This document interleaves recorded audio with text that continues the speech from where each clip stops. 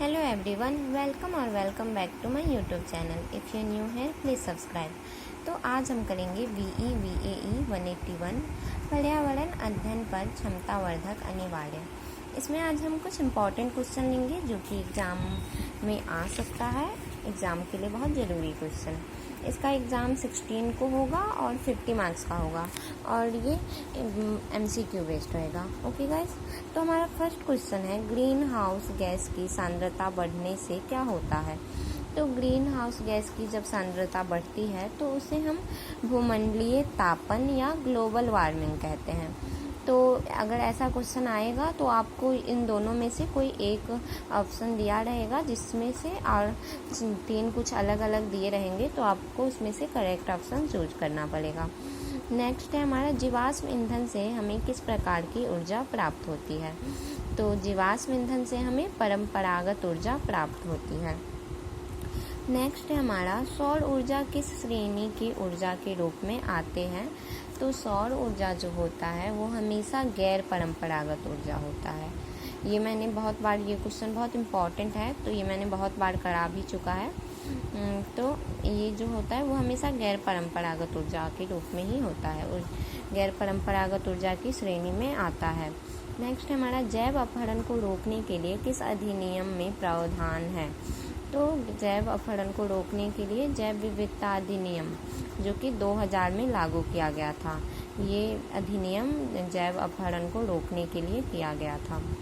फिर नेक्स्ट है हमारा वर्षा का pH मान। तो वर्षा का जो pH मान होता है वो 5.6 होता है। ये भी बहुत इम्पोर्टेंट क्वेश्चन है, वर्षा का pH मान 5.6 होता है। ओके, फिर है हमारा UNFCCC का मुख्य उद्देश्य किससे संबंधित होता है। तो इसका संबंध ग्रीन हाउस गैस से है। नेक्स्ट है हमारा परावैंगनिक किरणों का कौन सा भाग ओजोन परत द्वारा अवशोषित नहीं होता है। तो इसका जो UVA भाग होता है वो अवशोषित नहीं होता है। नेक्स्ट है हमारा रसायन संश्लेषित जीवाणु कौन सा है। तो रसायन संश्लेषित जीवाणु को मृत पोषी कहा जाता है। मृत पोषी जो होते हैं वो रसायन संश्लेषित जीवाणु होते हैं। नेक्स्ट है हमारा 2 आनुवंशिक रोग। तो 2 आनुवंशिक रोग, इसमें एक हो गया हीमोफीलिया और दूसरा हो गया थैलोसीमिया। नेक्स्ट है पूरी पृथ्वी पर कितना प्रतिशत जल हिम और ग्लेशियर में है। तो 1%, 1 ही प्रतिशत जल पूरी पृथ्वी पर सिर्फ हिम और ग्लेशियर में है। एक सहजीवी जीवाणु का नाम बताइए। तो सहजीवी जीवाणु जो होता है उसका नाम है राइजोबियम।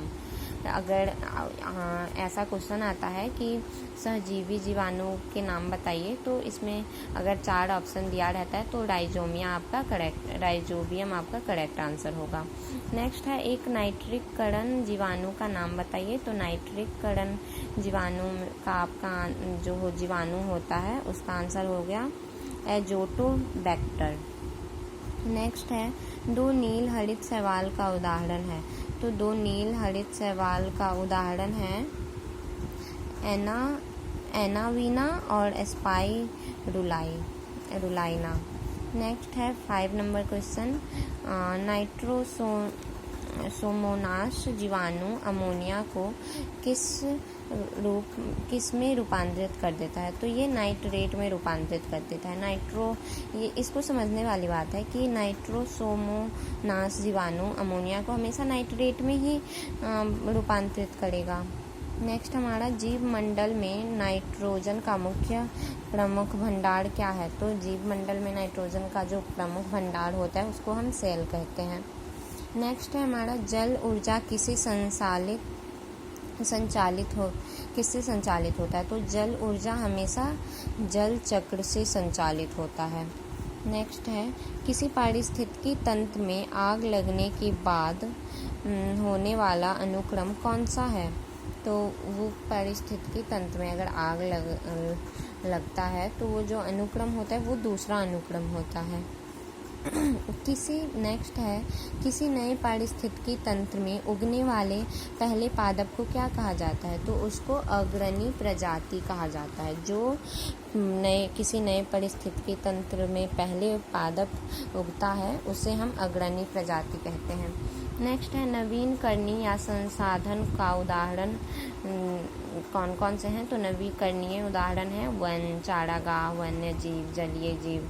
फिर अनवीकरणीय संसाधन का उदाहरण हो गया आपका फिर हो गया अनवीकरणीय का उदाहरण हो गया यहाँ पे मृदा। हाँ, फिर नेक्स्ट है हमारा दो जीवाश्म ईंधन का नाम बताइए जिसका दहन होता है, तो जिसका और पुनः जनित नहीं होता है, जिसका हम उपयोग करते हैं लेकिन वो फिर से नहीं उत्पादन हो सकता, जिसका वो फिर से हम प्राप्त नहीं कर सकते। तो ऐसा है पेट्रोल और कोयला। नेक्स्ट है हमारा अम्ल वर्षा के लिए उत्तरदायित्व गैसों का नाम बताइए। तो अम्ल वर्षा के लिए जो सबसे ज़रूरी होता है वो SO2 और NO2 होता है। नेक्स्ट है अम्ल वर्षा वाले जल का pH मान। तो इसका अम्ल वर्षा का pH मान 4 होता है और वर्षा का pH मान 5.6 होता है। मतलब जो साधारण वर्षा होती है उसका pH मान 5.6 और जो अम्ल वर्षा होती है उसका pH मान 4 होता है, 4 होता है। ओके गाइस, तो ये क्वेश्चन बहुत इंपॉर्टेंट है, आप इसको अच्छे से कर लेना, एग्जाम में आने की पूरी संभावना है। और भी क्वेश्चन मैंने करा दिए हैं जो आप प्रीवियस वीडियो देख सकते हो, उसमें मैंने सारा करा दिया है। तो आप उससे क्वेश्चन आ सकते हैं आपके एग्ज़ाम में, तो आप उसको अवश्य अच्छे से देख लेना। Okay guys, thank you.